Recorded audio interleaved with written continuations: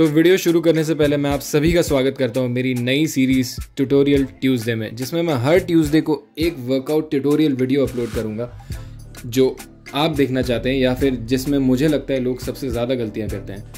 तो sit back, relax and enjoy the very first video of my new series. तो यार कैसे हो आप लोग, स्वागत है आपका एक बार फिर से मेरे YouTube चैनल पे। अगर आप नए हैं इस चैनल पे तो मेरा नाम है तुषार और आज हम बात करने वाले हैं एक बहुत ही इंपॉर्टेंट टॉपिक के बारे में जो कि आप पे अप्लाई करता है अगर आप रिंग वर्कआउट शुरू करने वाले हैं, जो जिम्नास्टिक रिंग्स होती है उस पर वर्कआउट शुरू करने वाले हैं या करते हैं और आपको ये बात पता नहीं है। तो प्लीज़ पूरा वीडियो देखिएगा और बहुत ही ध्यान से सुनिएगा और जो मैं आपको बता रहा हूँ जब आप जान जाएंगे तो उसे अप्लाई करिएगा अपने वर्कआउट में। This will dramatically change the way you will progress in your ring workouts and in terms of strength and in terms of hypertrophy, muscle building, दोनों में ही आपको बहुत अच्छे से हेल्प करेगा। तो चलिए चलते हैं। तो मैं बात कर रहा हूँ लॉकआउट के बारे में और ये वीडियो को आखिर तक देखिएगा क्योंकि मैं बताऊंगा कि इसका लॉकआउट नॉर्मल लॉकआउट से क्यों डिफरेंट है और उसे हमें कैसे करना है और कैसे प्रोग्रेस करना है उस पर। तो आप बोलेंगे कि लॉकआउट में क्या खास बात है, राइट? लॉकआउट तो हम हर एक्सरसाइज में करते हैं, from bench press to parallel bar dips to pushups to tricep press down to pullups, shoulder presses, सब में डिफरेंट है क्योंकि ये सब फिक्स्ड बार पे होते हैं और फिक्स्ड फ्लोर पे होते हैं या फिक्स्ड मशीन्स पे होते हैं, अनलेस अनटिल आप डंबल पे परफॉर्म कर रहे हैं। तो क्योंकि आप डंबल पे परफॉर्म करते हैं तो आप डंबल दो अलग अलग चीज़ें हैं, तो आप इनको इधर उधर भी मूव कर सकते हैं एज़ कम्पेयर टू बार जो सिर्फ स्ट्रेट होता है, आप उसको इधर उधर मूव नहीं कर सकते। एक बार आपकी ग्रिप फिक्स हो गई मतलब हो गई। तो रिंग में भी एडवांटेज है कि रिंग बार से या किसी भी जगह से स्लिंग के थ्रू सस्पेंड करती है नीचे और ये फ्री मूव करती है, आपके शोल्डर्स और रिस्ट को बहुत ही तगड़ा एडवांटेज देती है एक से ज़्यादा प्लेन में मूव करने का, इनफैक्ट किसी भी प्लेन में मूव करने का, क्योंकि और आप किसी पुश मूवमेंट में किसी और प्लेन में मूव नहीं कर सकते एक्सेप्ट आप डंबल से वर्कआउट कर रहे हैं। तो रिंग इस मामले में खास है। तो अब रिंग में लॉकआउट करना कैसे है?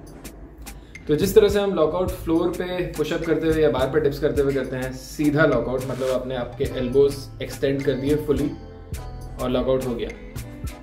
मगर रिंग पे लॉकआउट करने के लिए आपको पहले करना है अपने एल्बोज को फुली एक्सटेंड, जैसे हम बार पे करते हैं, और फिर करना है एक्सटर्नल रोटेशन ऑफ शोल्डर्स। इस तरह से होगा हमारा लॉकआउट। तो अब आप सोच रहे होंगे कि लॉकआउट करना क्यों है? हम तो नहीं करते बेंच प्रेस में भी, डिप्स में भी और किसी चीज़ में भी, उससे जॉइंट खराब हो जाते हैं। तो न्यूज़ फ्लैश, उससे जॉइंट खराब नहीं होते, जबकि उससे जॉइंट और आपके कनेक्टिव टिश्यूज जो आपके जॉइंट को बनाते हैं वो ज़्यादा मजबूत होते हैं। उससे आपके मसल से टेंशन नहीं हटता है, टेंशन मसल में ज़्यादा आता है, उससे आपकी स्ट्रेंथ कम नहीं होती है। फुल रेंज में एक्सरसाइज करने से सारी स्टडीज शो करती है कि स्ट्रेंथ बढ़ती है, मस्कुलर हाइपरट्रोफी भी बढ़ती है। इसलिए आपको चाहे रिंग हो चाहे बारबल या डंबल, सब में फुल रेंज में ट्रेन करना चाहिए और लॉकआउट करना चाहिए। सो एक्सेप्शन यहाँ सिर्फ एक ही स्पोर्ट में आता है जो है प्रोफेशनल बॉडी बिल्डिंग, और उसमें भी जो नेचुरल बॉडी बिल्डर्स होते हैं वो भी जो उनका स्ट्रेंथ फेज होता है उसमें लॉकआउट करते ही हैं ज़्यादातर लोग। वो सिर्फ जब हाई रेप कर रहे होते हैं ताकि उनके जॉइंट्स पे ज़्यादा लोड ना पड़े और उन्हें पंप ज़्यादा अच्छा मिले, कांस्टेंट टेंशन रहे मसल पे ही जॉइंट पे ना है, इसलिए उसी वक्त वो लॉकआउट नहीं करते हैं। बाकी वो भी आप ज़्यादातर देखेंगे कि लॉकआउट करते हैं।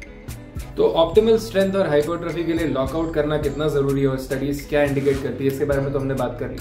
अब ये बात करते हैं कि रिंग में लॉकआउट करना डिफरेंट, अलग और ज़्यादा इफेक्टिव क्यों है। चलिए, रिंग में लॉकआउट करना अलग इसलिए है क्योंकि रिंग में आप नॉर्मल लॉकआउट नहीं करते, लॉकआउट के साथ साथ एक्सटर्नल रोटेशन भी करते हैं। जैसा कि मैंने आपको बताया था कि रिंग एक फ्री टूल है, मूव कर सकते हैं कहीं भी क्योंकि वो लटक रहा होता है स्लिंग से, तो ये बहुत ही बढ़िया फ़ायदा मिलता है। आप एक्सटर्नली रोटेट कर सकते हैं, तो this is safer than normal dips या फ्लोर पे आप पुशअप करते हैं आपके जॉइंट्स के लिए, आपके रोटेटर कप्स के लिए, आपके जो शोल्डर में एक और मसल होता है लेब्रम, उसके लिए, आपके शोल्डर ब्लेड्स के अराउंड जो मसल्स होते हैं उसके लिए, क्योंकि बार बार पुशिंग मूवमेंट करने से इन पे ज़्यादा लोड पड़ता है। इसलिए हम जब फ्लोर पे पुशअप करते हैं तो रेकमेंड किया जाता है कि आपको फुल रेंज करना चाहिए और आपका स्कैपुला प्रोट्रैक्ट करना चाहिए। तो रिंग में आपको प्रोट्रैक्शन का और फायदा मिलेगा, आप प्रोट्रैक्ट भी करेंगे और एक्सटर्नली रोटेट भी करेंगे, और जो शोल्डर के मैकेनिक्स और उसके फंक्शंस के बारे में जानते हैं वो एक्सटर्नल रोटेशन का इंपॉर्टेंस तो जानते होंगे। उसके बारे में डेप्थ में हम कभी किसी और वीडियो में बात करेंगे, लेकिन अब और फायदों के बारे में बात करते हैं। जैसा कि मैंने आपको बताया था स्ट्रेंथ और हाइपोट्रोफी, तो स्ट्रेंथ और हाइपोट्रोफी के थोड़े ज़्यादा फायदे आपको इसमें मिलेंगे, क्योंकि जब आप एक्सटर्नली रोटेट करते हैं अपने शोल्डर्स को तो रेंज आपका थोड़ा और बढ़ जाता है और आपके जॉइंट्स में for a fraction of second ज़्यादा लोड पड़ेगा। जब आप एक्सटर्नली रोटेट करते हैं तो आपके हाथ थोड़े ज़्यादा आते हैं आपकी एक दूसरे के पास में, तो उससे चेस्ट में कॉन्ट्रैक्शन ज़्यादा आएगा क्योंकि आप अडक्ट कर रहे हैं। अडक्ट का मतलब होता है अगर आप अपनी बॉडी के बीच में एक सीधी लाइन बनाते हैं और आप अपने हाथ को बॉडी के पास में लाते हैं दोनों को, उसे कहते हैं अडक्शन। अगर दूर ले जाते हैं एक को या दोनों को तो उसे कहते हैं अबडक्शन। तो जब आप अडक्ट करेंगे तो आपके चेस्ट के मसल ज़्यादा कॉन्ट्रैक्ट होंगे, ज़्यादा कॉन्ट्रैक्ट होंगे मतलब ज़्यादा मसल गेन्स, ज़्यादा हाइपरट्रोफी। तो क्यों करना है और क्या इंपॉर्टेंस है ये तो हमने बात कर ली। अब बात कर लेते हैं इसे कैसे करना है। तो इसे प्रैक्टिस करने के दो मेन तरीके हैं, और क्योंकि ये जो 3 मेजर पुश मूवमेंट्स है उनमें ही यूज़ किया जाएगा, जो हो गए different kind of pushups on rings, जो नॉर्मल डिप्स होते हैं ऑन रिंग्स, और जो तीसरी चीज़ होती है हमारा बल्गेरियन डिप्स। बहुत तरह के डिप्स होते हैं लेकिन ये जो 3 मेन चीज़ होगी, अगर आप हैंड स्टैंड करेंगे रिंग्स पे तो उसमें काफ़ी डिफिकल्ट हो जाएगा करना, लेकिन उसमें भी आप कर सकते हैं। तो पहला तरीका इसको करने का ये है, जब आप अपना डिप वर्कआउट शुरू करने वाले हैं या फिर आप अपना पुश वर्कआउट शुरू करने वाले हैं या तो उससे पहले आप बस 5 मिनट दीजिए वार्म अप करने के बाद, सिर्फ लॉकआउट्स होल्ड ही प्रैक्टिस करिए। आपको सिर्फ होल्ड करना है एक्सटर्नली रोटेट करके। 2 से 3 सेट करने हैं, आप आगे जाके बढ़ा भी सकते हैं आफ्टर अ वीक और 2। जितना भी आप होल्ड कर पाते हैं 2 से 3, 4, 5 सेकंड, फिर धीरे धीरे बढ़ाइए 5 से 8 सेकंड, 8 से 10, 12 सेकंड, 12 से 15 सेकंड मुझे लगता है उतना काफ़ी होगा। उससे ज़्यादा फिर आपको प्रोग्रेस करने की ज़रूरत नहीं है अनलेस अंटिल आपका गोल आयरन क्रॉस करना है, जो कि बहुत ही तगड़ा स्किल है, one of the most difficult skill of gymnastic rings. तो 10 से 15 सेकंड, इवन 10 सेकंड भी काफ़ी होगा, तो आप वैसे प्रैक्टिस कर सकते हैं। और क्योंकि आप डिप में प्रैक्टिस कर रहे हैं और आपकी पूरी बॉडी हवा में होगी, तो आपके एल्बोज में और पॉसिबली आपके थोड़े शोल्डर्स में, स्पेसिफिकली मोस्टली आपके एल्बोज में काफ़ी ज़्यादा जोर पड़ेगा।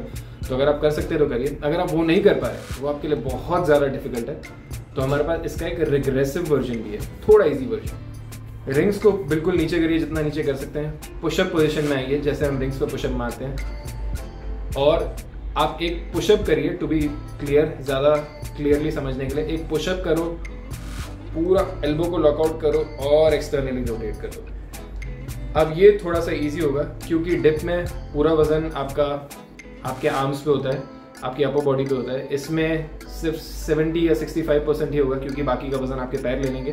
पुशअप है जिस तरह से नॉर्मल पुशअप में होता है, तो यहाँ पे आप इसको लॉकआउट करिए। ये आपके लिए थोड़ा ज़्यादा इजी होगा। अगर आप नॉर्मल डिप में 3 से 5 सेकंड होल्ड कर पा रहे हैं तो इसमें 8 से 10 सेकंड होल्ड कर पाएंगे अप्रॉक्सीमेटली। जैसे ही आप इसमें इम्प्रूव कर जाते हैं, धीरे धीरे डिप में जाइए।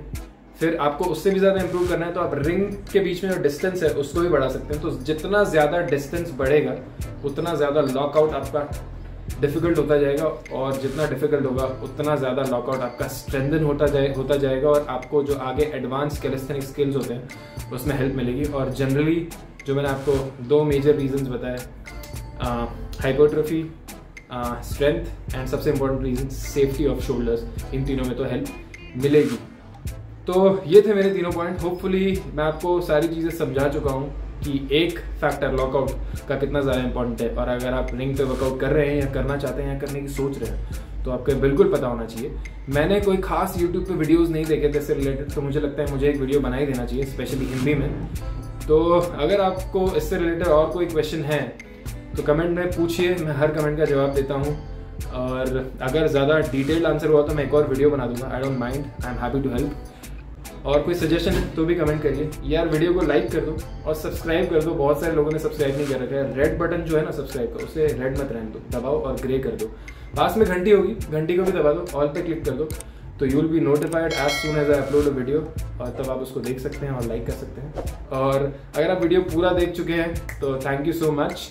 मैं आपसे मिलूंगा अगले वीडियो में अगले टॉपिक के साथ। तब तक के लिए stay healthy, stay happy and stay fit.